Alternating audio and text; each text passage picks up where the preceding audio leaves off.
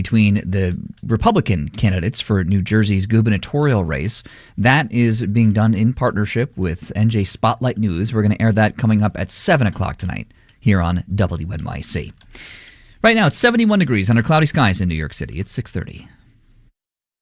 WNYC is supported by the Frick Collection. The Frick is back at its renovated home. Visitors can explore the museum's masterpieces in restored galleries and experience more of the collection on its newly opened second floor. Reserve tickets at frick.org.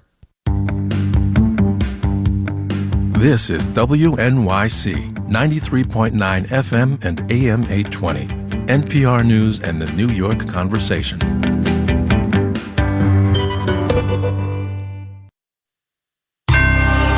Marketplace is supported by Schwab. Schwab offers investors choices like full-service wealth management, self-directed investing options, and trading on Thinkorswim. More at schwab.com. All right, I'll be honest with you. We didn't plan to start with the Federal Reserve today, but then Chair Powell said this. As we noted in our statement, post-meeting statement, we've judged that the risks to higher employment and higher inflation have both risen. That, to be clear, is not great. From American Public Media, this is Marketplace. Marketplace is supported by Viking, dedicated to bringing travelers to the heart of each destination with small ship, river, ocean, and expedition voyages, offering cultural enrichment and immersive experiences. Discover more at Viking.com. And by Odoo, dedicated to providing software designed to scale with businesses. Odoo's programs for manufacturing, accounting, and more aim to provide building blocks for creating a custom software suite. Odoo, what small businesses need.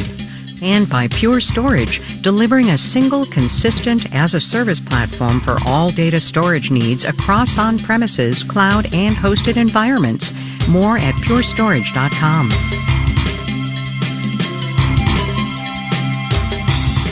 In Los Angeles, I'm Kai Rizdal. It is Wednesday today, the 7th of May. Good as always to have you along, everybody. All right, quick, Chair Powell. Tell me you are worried about stagflation without telling me you are worried about stagflation. What looks likely, given the scope and scale of the tariffs, is that we will see certainly the risks to higher inflation, higher unemployment have increased. And if that's what we do see, if the tariffs are ultimately put in place at those levels, which we don't know, then we won't see further progress toward our goals. That right there is the whole macroeconomic challenge right now in a reasonably tight 21 seconds from the Fed chair. Higher inflation because of the tariffs and a slowing economy, that's higher unemployment, right? Because of the tariffs, have the central bank between a rock and a very hard place because the policy prescription, the interest rate move to fix one of those scenarios is exactly the opposite of the fix for the other. Two more points from the press conference today. One, he must have used the word uncertain or uncertainty a dozen times, maybe more. And point number two, if you're looking for the Fed to do something, hold your horses.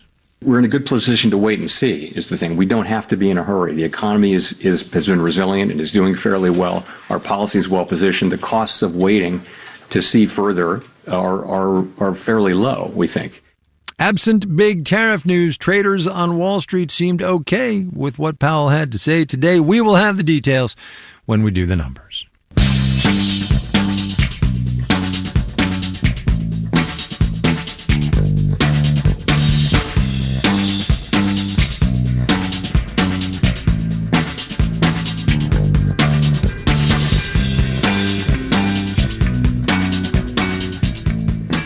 Chair Powell noted a time or two in his press conference that the Trump administration is starting negotiations over his tariffs. Starting, indeed. Treasury Secretary Scott Bessent's on his way to Geneva tomorrow, where he's going to meet with Chinese Vice Premier He Lifeng. Bessent said his primary goal in these meetings is to de-escalate things. But given the statement from Bessent's boss this morning that he's not considering pulling back from his 145% tariffs, no was the answer to the question. It is anybody's guess how these talks are going to go. So Marketplace's Sabri Benishore talked to some people. The U.S. has backed itself and China into a corner leading up to these talks. The level of tariffs we have right now are having real effects. Daniel Rosen is a partner at Rhodium Group. That's going to show up as empty shelves, higher prices, and that translates into political annoyance, to put it mildly. On the Chinese side, this state of trade disruption is already leading to layoffs, to employment problems. So out of all the thorny issues between the U.S. and China, from IP theft to industrial policy, just walking back the tariffs on one another is going to be the top priority, says Yashen Huang, professor of economics at MIT's Sloan School. You don't think about these long-term structural issues when your focus is on these short-term problems. If history is a guide, anything substantial will take time. If you look at the first round of negotiations between U.S. and China back in 2018, it took almost 2 years to reach the first round deal. That deal had China promising to buy a lot more U.S. goods, which it didn't end up doing, and the final agreement ended up skirting the most difficult issues. President Trump often complains about the U.S. trade deficit with China, but beyond that, it's unclear what the Trump administration's bottom line is. What do they really want from China? And secondly, what are they prepared to give? Scott Kennedy is a senior advisor at the Center for Strategic and International Studies. Despite the uncertainty, Kennedy believes these talks have potential to find common ground on difficult issues in the long term. I think these are going to eventually be the most consequential trade negotiations that the world has seen in several decades. Others are less optimistic. Jay Shambaugh is a professor of economics at George Washington University and former Undersecretary of International Affairs for the Biden administration. It's more likely to be, frankly, a bit of a cosmetic deal that involves some purchase agreements that gives the U.S. the ability to say we got something and then stand down. Anything more is going to take longer than a week. In New York, I'm Sabri Benishore for Marketplace.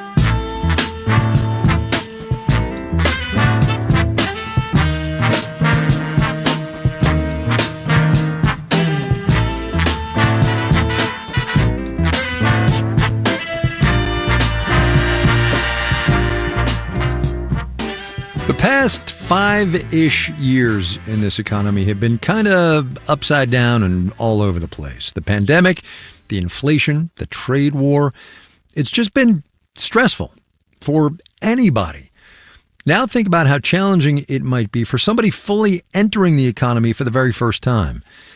That's the setup for this next story in our series, Lived Economies. Marketplace's Kristen Schwab following a bunch of people from different walks of life to see how they are navigating this economy. Natalie Pilrain is 19. She's a heavy equipment operator in Minnesota, and she is coming into this economy with a whole lot more responsibility than your average young adult. Here's Kristen. Stillwater is a cute small town on the eastern edge of Minnesota, surrounded by fields and farms. Natalie Pilrain and I are on a highway stuck behind a tractor going 25 miles an hour. Yeah, in this area specifically, yeah, you definitely get that once in a while. Pilrain is 19 and lives with her dad. We're on our way to do some furniture shopping because she's about to move out on her own into a 2-bedroom apartment for $1,800 a month. I actually just signed my lease officially last night. I mean, it's just me and my son, you know. Being a single mom and trying to make your own living and move out on your own, it's not easy. Pilrain has a 2.5-year-old son named Isaac. He's in the back seat watching cartoons. She had him when she was 17 during her senior year of high school. Isaac's dad is not involved, so Pilrain's dad babysits when he can. But part of the reason she's moving is to be closer to aunts and uncles who have more time to help. She's saved $15,000 to move out and buy everything she needs. At the furniture store, Isaac is in heaven. The showroom is huge, like a giant playhouse. He's skipping around with a big smile, gently touching the shaggy rugs and soft couches. It's an umbrella, Isaac. That's an umbrella. Pilrain, though, she's a bit intimidated. A sales guy comes over while she's looking at mattresses. Memory foam, traditional inner spring? Maybe either. I'm not really sure. Never bought a mattress before. Sure. She plops down on a few beds and glances at the price tags. The one she loves is over $3,000. Like, I'm definitely, I'm willing to pay like a decent penny, but yeah, I don't think we'll be doing that.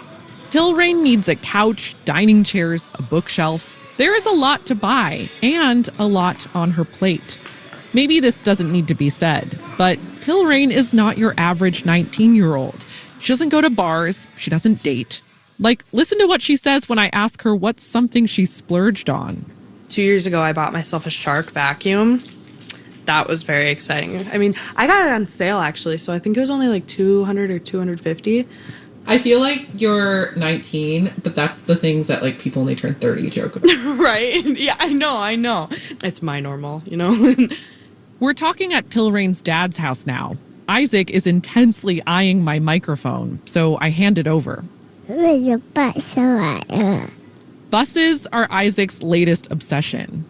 It's nap time, so Pilrain puts him down, and we keep talking from the living room couch. She says she never imagined having a kid so young, but doesn't think she would have accomplished everything she has without Isaac. I don't even know if I would have graduated high school, or I know I wouldn't have gotten this job. Pilrain is apprenticing as a heavy equipment operator. She loves running the excavator. Most of her projects right now are building roads. She recently finished working on a bridge in St. Paul. Now, like driving by and seeing the buses driving on the bridge, or the first time I drove my car over it, it's just like this crazy, like, wow, like I helped build this. Like, that's insane, you know? The job, though, is tough. During the summer, she works 12 hours a day or more, which means Isaac needs full-time daycare and often a babysitter in the evenings. During the winter, she gets laid off for 3 or 4 months when Minnesota temperatures are too cold for construction. That means at $28.95 an hour, she has to keep a strict budget. And that's why I was kind of surprised to hear her answer when I asked how she feels about the economy and inflation. It's kind of like blissful ignorance almost. Like I wasn't buying my own groceries as a teenager, you know, like when things were a lot cheaper. So it feels normal, you know, like things are expensive. Life is hard, you know, that's just the way things are. The more I think about it, the more this makes sense. Pilrain is just joining the economy years after inflation hit its peak of more than 9% in 2022. She doesn't know a time when daycare was more than 20% less and ground beef was around $4 a pound instead of nearly $6. Nostalgia doesn't play into how she views the economy. As all these prices go up, wages go up too, or so it seems. So I feel like in a way, like if you compare it by timeline, it almost kind of balances out.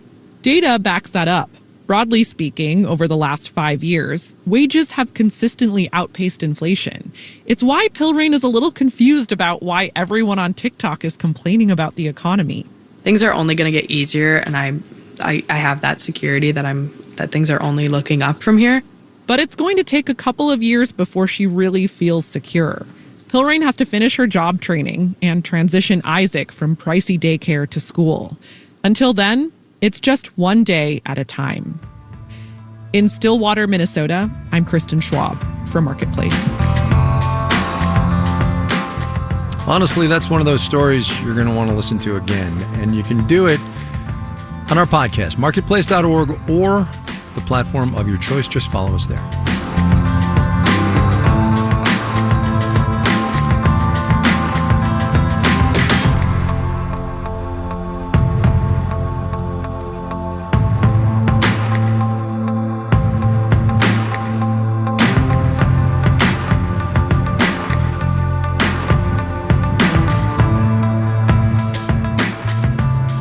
Coming up. I'm not going to choke up.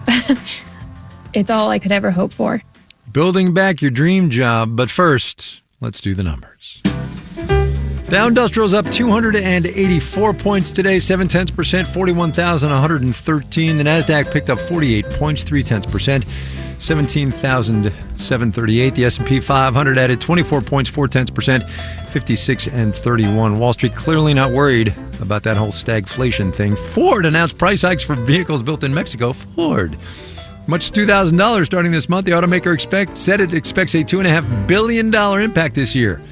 From tariffs, Ford shares decelerated 1.5%. Following the many people Elon Musk has fired or otherwise disposed of from the federal government, Former government workers seem to be leaving Washington, D.C. in numbers. The number of house listings in the district jumped 25% year over year. That's according to Redfin. Bonds up, yields down. 10 years at 4.27%. You're listening to Marketplace. Marketplace Numbers is supported by Commvault, cyber resilience for continuous business. Marketplace is supported by Solidigm. Today's AI ambitions require a different approach to storage. Solidigm offers solid-state storage solutions optimized for AI with higher capacities, greater speed, and energy efficiency. StorageForAI.com. And by Mercury. Mercury offers banking and financial software to help businesses send money, create invoices, pay bills, and more, all in one place. Learn more at Mercury.com.